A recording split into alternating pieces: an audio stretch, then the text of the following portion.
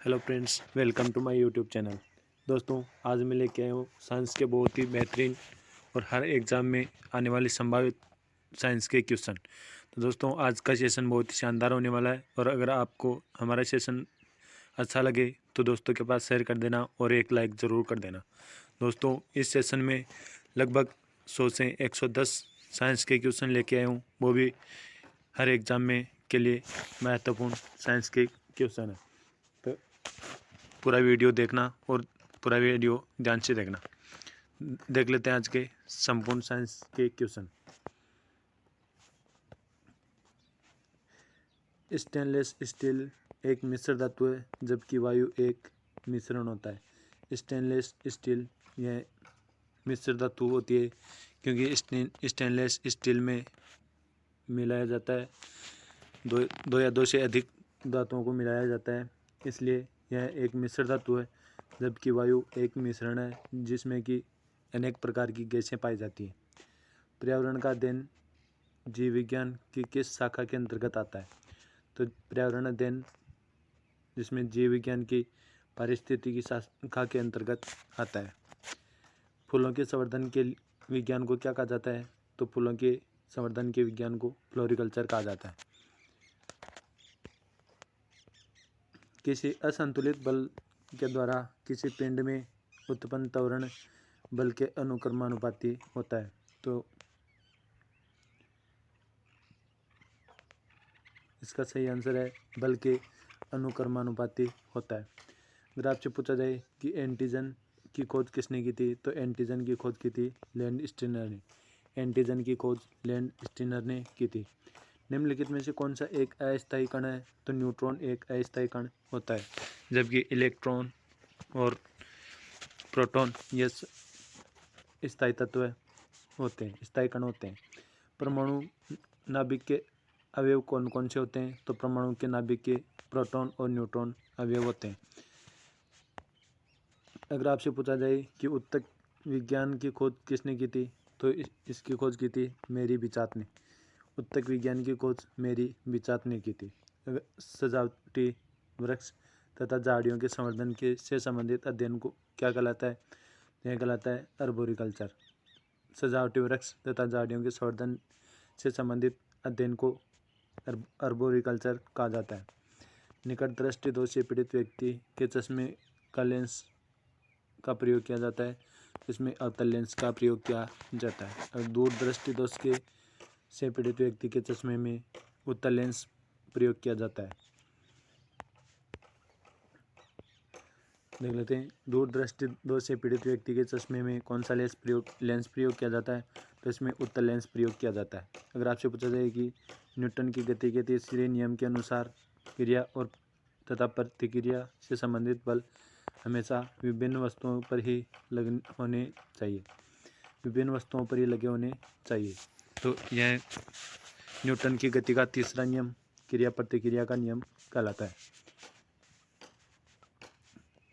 प्रत्येक क्रिया के बराबर व विपरीत दिशा में प्रतिक्रिया होती है, यह न्यूटन का कौन सा नियम है? तो यह न्यूटन का विषयक तृतीयक नियम कहलाता है। माइकोलॉजी में किसका अध्ययन किया जाता है? तो माइकोलॉजी में कवकों का अध्ययन किया जाता है। माइकोलॉजी में कवकों का अध्ययन किया जाता है। जल में तैरना न्यूटन की गति के किस नियम के कारण संभव है? यह न्यूटन की गति के तीसरे नियम के कारण संभव होता है। कोई पिंड तब तक विराम अवस्था में नहीं बना रहेगा जब तक कि उस पर कोई बाह्य बल कार्य नहीं करता है। यह कथन किसका है? तो यह कथन न्यूटन का है। और बल की परिभाषा न्यूटन का प्रथम नियम देता है, बल की परिभाषा।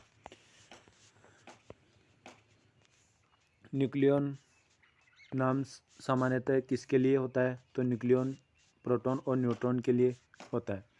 पॉजिट्रॉन एक धनावेशित इलेक्ट्रॉन होता है। पॉजिट्रॉन एक धनावेशित इलेक्ट्रॉन होता है। एग्रोफोरेस्ट्री क्या है? तो एग्रोफोरेस्ट्री है कि कृषि के साथ साथ उसी भूमि पर काष्ठीय बारहमासी वृक्ष लगाना।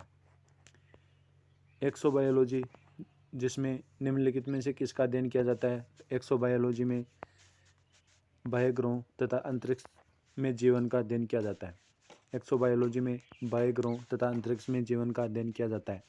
और आपसे पूछा जाए कि मोनोजाइट किसका ऐसक है, तो मोनोजाइट है थोरियम का ऐसक है। बॉक्साइट निम्नलिखित में से किसका ऐसक होता है, तो बॉक्साइट एल्यूमिनियम का ऐसक होता है। कार्नेलाइट किसका खनिज है, तो कार्नेलाइट है मैग्नीशियम का खनिज। गन मेटल किसका ऐसक है, तो गन मेटल तांबा, टिन और जिंक का ऐसक होता है। गन मेटल तांबा, टिन और जिंक का ऐसक होता है। और आपसे पूछा जाए कि लहसुन की अभिलाक्षणिक गंध का कारण क्या है, तो लहसुन की अभिलाक्षणिक गंध का कारण है सल्फर यौगिक। जल में आसानी से घुलनशील गैस कौन सी है, तो इसमें जल में आसानी से घुलनशील गैस होती है नाइट्रोजन। अगर आपसे पूछा जाए कि बीसीजी का पूर्ण रूप क्या है, तो बीसीजी का पूर्ण रूप है bacillus Calmette Guerin. Bacillus Calmette ग्योरिन।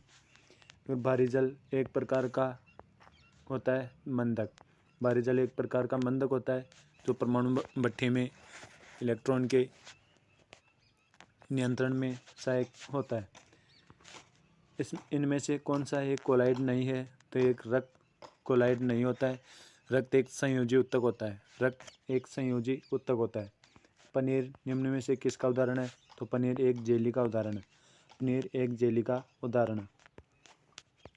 और आपसे पूछा जाए कि माचिस की तीली के एक सिरे पर लगा मसाला निम्नलिखित में से किसका मिश्रण है, तो लाल फास्फोरस गंधक का मिश्रण होता है।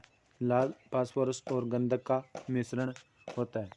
निम्नलिखित में से कौन सा एक प्रकृति में अनुचुंबकीय होता है, प्रकृति में अनुचुंबकीय ऑक्सीजन होता है। जो तत्व ऑक्सीजन पर प्रतिक्रिया नहीं करता वह क्या कहलाता है, तो आयोडीन ऑक्सीजन पर प्रतिक्रिया नहीं करता है।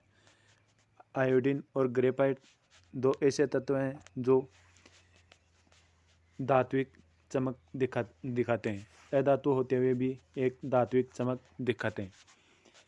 निम्नलिखित में से कौन सा सर्वाधिक स्थायी तत्व है, तो सर्वाधिक स्थायी तत्व होता है सीसा। अगर आपसे पूछा जाए कि डीटी की फुल फॉर्म क्या है, तो डीटी की फुल फॉर्म है डिप्थीरिया और टिटनेस।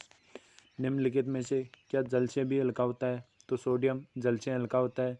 मैंने कल बताया था कि सोडियम को केरोसिन में रखा जाता है और मैंने ये भी बताया था कि केरोसिन में ऑक्सीजन की मात्रा नहीं होती है, इसीलिए सोडियम को केरोसिन में रखा जाता है। सोडियम है ना, सोडियम जो ऑक्सीजन से क्रिया करके विस्फोट कर सकता है, इसीलिए सोडियम को केरोसिन में रखा जाता है।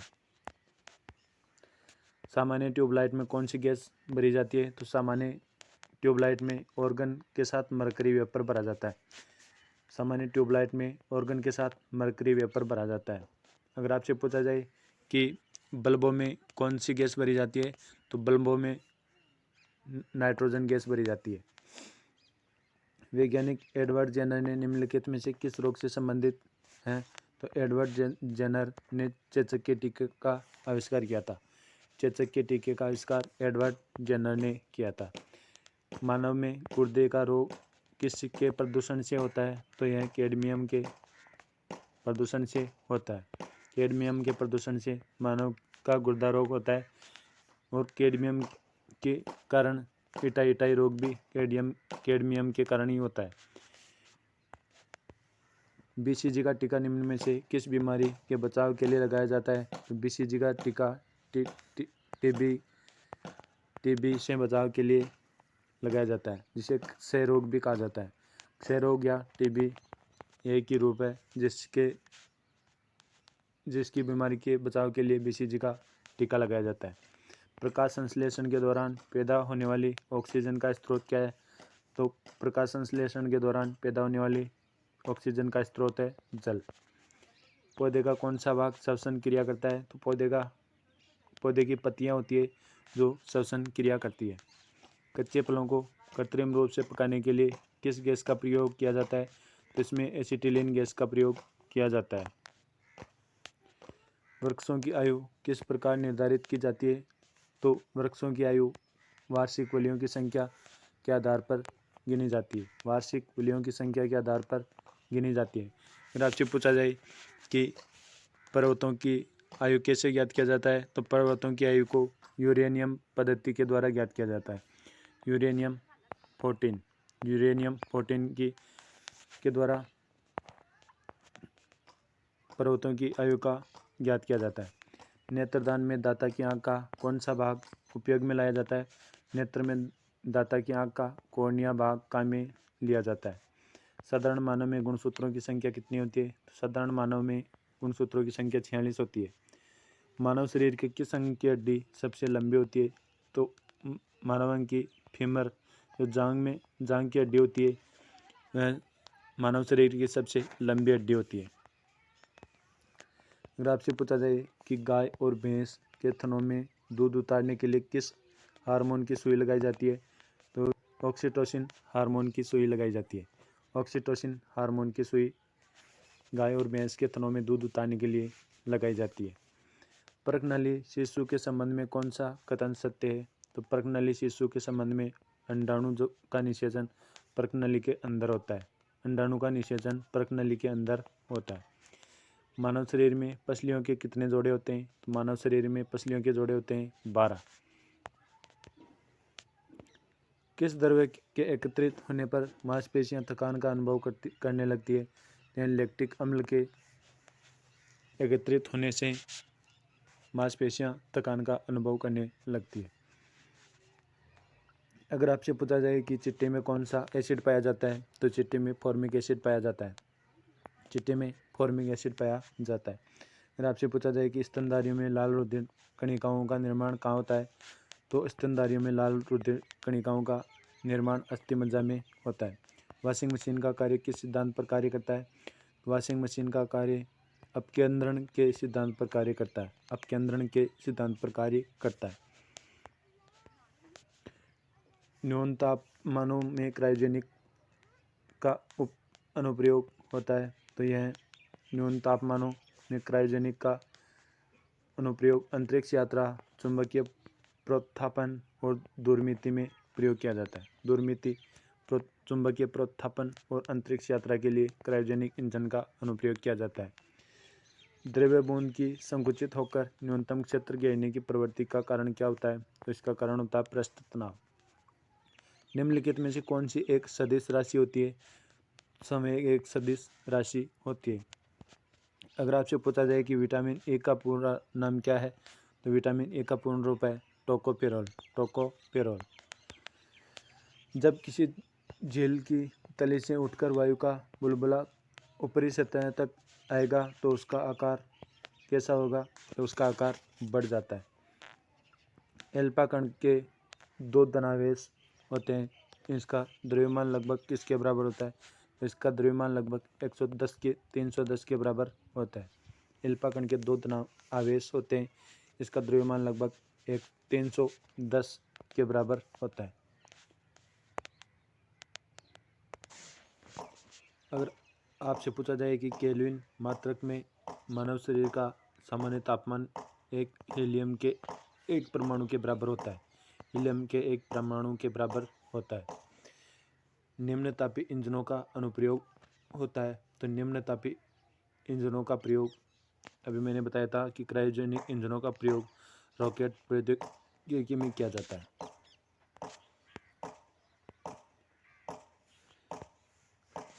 अगर आपसे पूछा जाए कि निर्वात में प्रकाश की चाल क्या होती है, तो निर्वात में प्रकाश की चाल होती है 3 × 10⁸ मीटर। 3 × 10⁸ मीटर प्रति सेकेंड होती है।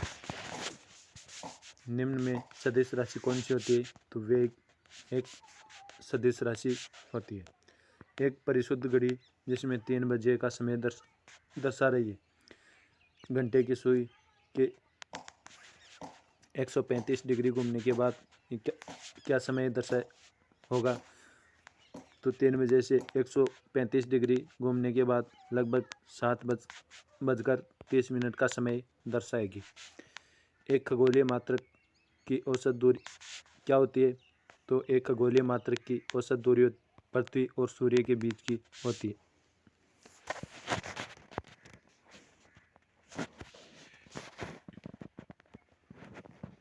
निम्न में से किसने न्यूटन के पूर्व ही बता दिया था कि सभी वस्तुएं पृथ्वी की ओर गुरुत्वाकर्षित होती है?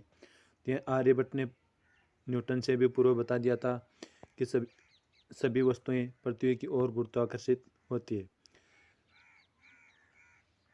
अगर आपसे पूछा जाए कि जेट इंजन किस सिद्धांत पर कार्य करता है, तो जेट इंजन एक रेखीय संवेग के संरक्षण के आधार पर कार्य करता है।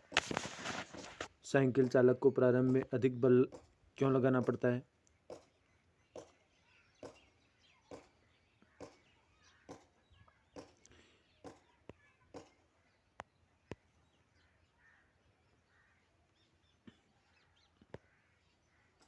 साइकिल चालक को प्रारंभ में अधिक बल क्यों लगाना पड़ता है? क्योंकि चालक जड़त्व पर विजय पाने के लिए अधिक बल लगाता है। जीव विज्ञान बायोलॉजी शब्द का सर्वप्रथम प्रयोग यह किसने किया था? तो यह लेमार्क और ट्रेविरियनस ने किया था। लेमार्क और ट्रेविरियनस ने जीव विज्ञान शब्द का सर्वप्रथम प्रयोग किया था। वनस्पति विज्ञान के जनक कौन है? तो वनस्पति विज्ञान के जनक है थियोप्रेस्टस। अगर आपसे पूछा जाए कि चिकित्सा शास्त्र का जनक किसे माना जाता है, तो चिकित्सा शास्त्र का जनक हिप्पोक्रेटस को माना जाता है। दोस्तों, कल मैंने बताया था कि चिकित्सा शास्त्र के छात्रों को कौन सी किसकी शपथ दिलाई जाती है? तो हिप्पोक्रेटस की शपथ दिलाई जाती है। पुष्प के अध्ययन को क्या कहा जाता है? तो पुष्पों के अध्ययन को एंथोलॉजी कहा जाता है। वन अनुसंधान संस्थान कहाँ स्थित है? तो वन अनुसंधान संस्थान देहरादून में स्थित है। यह देहरादून में स्थित है और हर 2 वर्ष पर यह एक अपनी रिपोर्ट जारी करता है। हर 2 वर्ष पर अपनी रिपोर्ट जारी करता है। भारतीय वानस्पतिक सर्वेक्षण का मुख्यालय कहाँ स्थित है? तो भारतीय वानस्पतिक सर्वेक्षण जिसका मुख्यालय कोलकाता में स्थित है। अगर आपसे पूछा जाए कि वर्गीकी और वर्गीकी का पितामह किसे कहा जाता है? तो वर्गीकी के पितामह कार्ल वॉन लिनियस को कहा जाता है।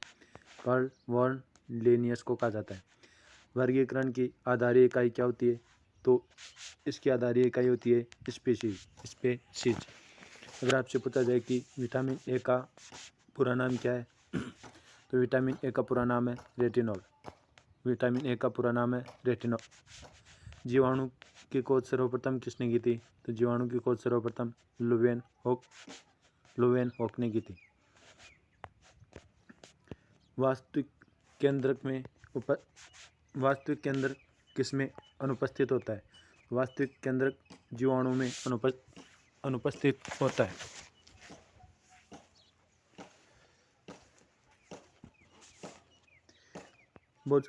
भोजन की विषाक्तता उत्पन्न होती है, तो यह क्लोस्ट्रीडियम और बोटुलिज्म के कारण भोजन की विषाक्तता उत्पन्न होती है। बोटुलिज्म और क्लोस्ट्रीडियम। अगर आपसे पूछा जाए कि नाइट्रोजन के स्थिरीकरण में कौन सी फसल सहायक होती है?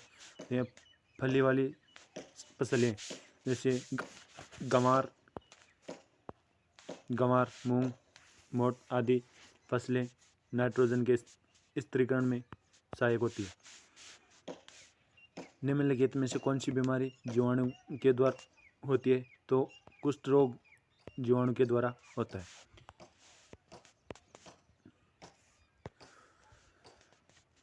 सूक्ष्म जीवाणु में युक्त पदार्थ का शीतलीकरण की एक प्रक्रिया है जिसका कार्य जीवाणु को निष्क्रिय करना होता है। सूक्ष्म जीवाणुओं में युक्त पदार्थ का शीतलीकरण एक प्रक्रिया है जिसका कार्य होता है जीवाणुओं का निष्क्रिय करना। दूध के दही के रूप में जमने का कारण क्या होता है? तो दूध का दही के रूप में जमने का कारण होता है लैक्टोबैसिलस। वृक्षों की छाल पर उगने वाले कवकों को क्या कहा जाता है? तो वृक्षों की छाल पर उगने वाले कवकों को कॉर्टिकल्स कहा जाता है। निम्नलिखित में से कौन खुजली के रोग इसके बीज का कारण? तो खुजली रोग का इसके बीज का कारण होता है कवक।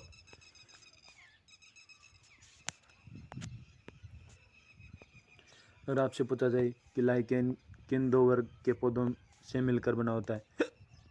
तो लाइकेन, कवक और शैवाल दो प्रकार के पौधों से मिलकर बना होता है। यह वायु प्रदूषण की जांच में प्रयुक्त होते हैं। वायु प्रदूषण की जांच में कवक और शैवाल दोनों से मिलकर बना लाइकेन काम में लिया जाता है। लाइकेन किसके सूचक होते हैं? तो यह वायु प्रदूषण के सूचक होते हैं। जड़ के स्थान पर मूलावास किस में पाया जाता है? यह ब्रायोफाइटस में पाया जाता है। जड़ के स्थान पर मूलावास ब्रायोफाइटस में पाया जाता है। सबसे अधिक क्रोमोसोम्स किस में पाए जाते हैं? यह टेरिडोफाइटस में पाए जाते हैं।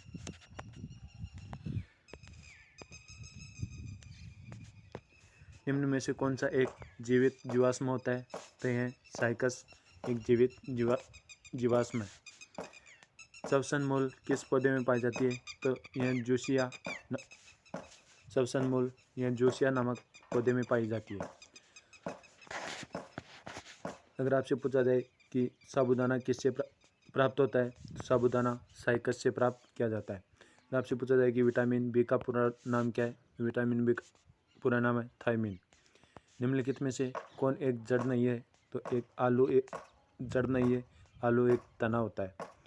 गाजर, मूली ये सब जड़ होती है, आलू एक तना होता है। अगर आपसे पूछा जाए कि स्तंभ मूल क्या होती है? तो यह अपस्थानिक जड़ें होती है। स्तंभ मूल अपस्थानिक जड़ें स्तंभ मूल कहलाती है। जड़ें किस भाग से विकसित होती है? तो जड़ें मूलांकुर भाग से विकसित होती है। गाजर का एक प्रकार है, तो ये गाजर एक प्रकार की जड़ होती है। गाजर, मूली एक प्रकार की जड़ होती है। हल्दी के पौधे का खाने योग्य हिस्सा कौन सा होता है? तो हल्दी का प्रकंद भाग खाने योग्य हिस्सा होता है। अगर आपसे पूछा जाए कि प्याज किसका परिवर्तित रूप है? प्याज एक तने का परिवर्तित रूप होता है। अगर आपसे पूछा जाए कि घरों में विद्युत की पूर्ति 220 वोल्ट पर की जाती है, 220 वोल्ट प्रदर्शित कौन करता है? तो यह एक औसत वोल्टेज प्रदर्शित करता है। घरों में विद्युत की पूर्ति 220 वोल्टेज पर की जाती है। 220 वोल्टेज औसत वोल्टेज को प्रदर्शित करता है। परमाणु के नाभिक में क्या होते हैं? तो परमाणु के नाभिक में प्रोटॉन व न्यूट्रॉन दोनों पाए जाते हैं। परमाणु के नाभिक में प्रोटॉन व न्यूट्रॉन दोनों पाए जाते हैं। अगर आपसे पूछा जाए कि एम्पियर किसका मात्रक होता है? तो एम्पियर विद्युत धारा का मात्रक होता है। अगर आपसे पूछा जाए कि दमा को किसको प्रभावित करता है? तो दमा एक बीमारी है जो फेफड़ों को प्रभावित करता है।